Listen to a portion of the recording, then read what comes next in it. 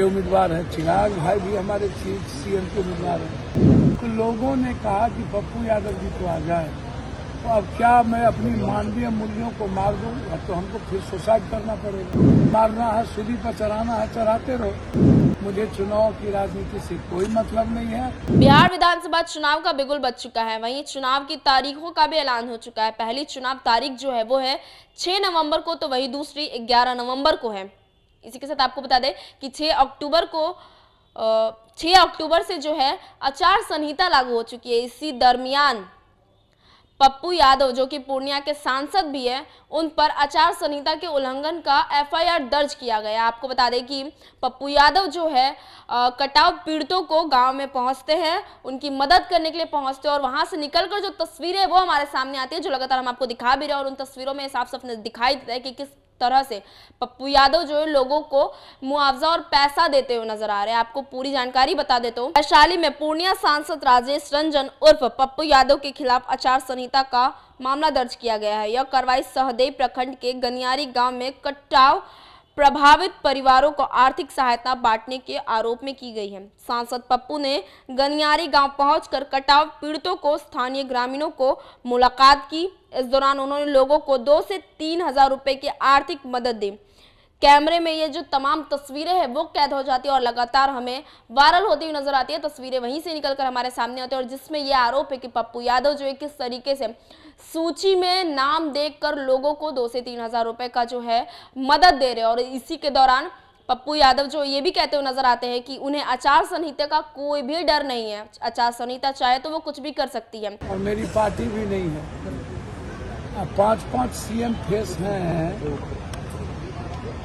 हाजीपुर से नित्यानंद बाबू सीएम के उम्मीदवार हैं, चिराग भाई भी हमारे सीएम के उम्मीदवार हैं, कुशवाहा जी भी कहते हैं कि हम हूँ एक दिन सीएम के उम्मीदवार हैं, हमारे लीडर भी सीएम उम्मीदवार हैं। 10 किलोमीटर नहीं है जहाँ घर कट रहा है। 15 दिनों से सहदेव गाँव में घर कट के बर्बाद हो गया। उसके पहले सोनपुर में घर कट के बर्बाद हो गया, कोई देखने नहीं गया। कौन कौन सा? सोनपुर, सबलपुर, कोई देखने तक नहीं गया। सबलपुर पश्चिम उत्तर बर्बाद हो गया, वहाँ भी पप्पू यादव को जाना पड़ा।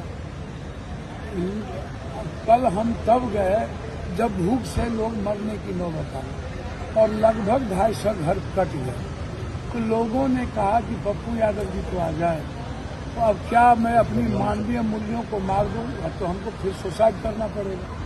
यदि मैं ऐसे समय में चुनाव आयोग से और भगवान से डरने लगूं, इंसानियत की मदद करने में और इंसान की रक्षा करने में, जितना बार फांसी देना है, गोली पर मारना है, सूली पर चढ़ाना है, चढ़ाते रहो। तो रूडी जी बोले थे जो हमसे लड़ता है हम उसको जेल भिजवा के रहते हैं मेरे सवाल।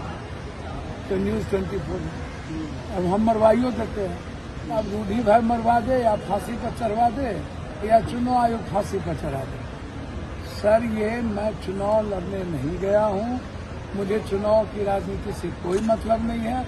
और ऐसी परिस्थिति, साइक्लोन, डिजास्टर और गंगा कटाव से परिवार बर्बाद होगा तो एक बार नहीं 1 लाख केस होगा तब भी मैं मदद करूँगा।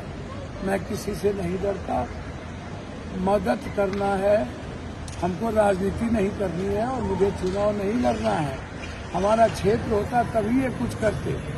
अब किसी ऊपर के कहने पर केस करते रहो तो पप्पू यादव इस दीगर लोगों से डरने वाला है।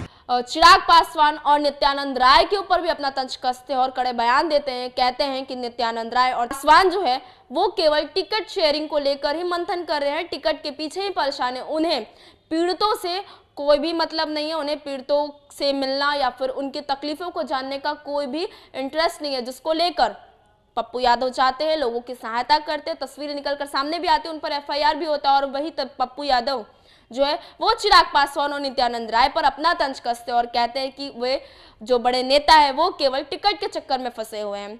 फिलहाल में इस खबर के लिए इतना ही। इस खबर से जुड़ी आपकी जो भी राय प्रतिक्रिया में कमेंट सेक्शन में जरूर बताएं।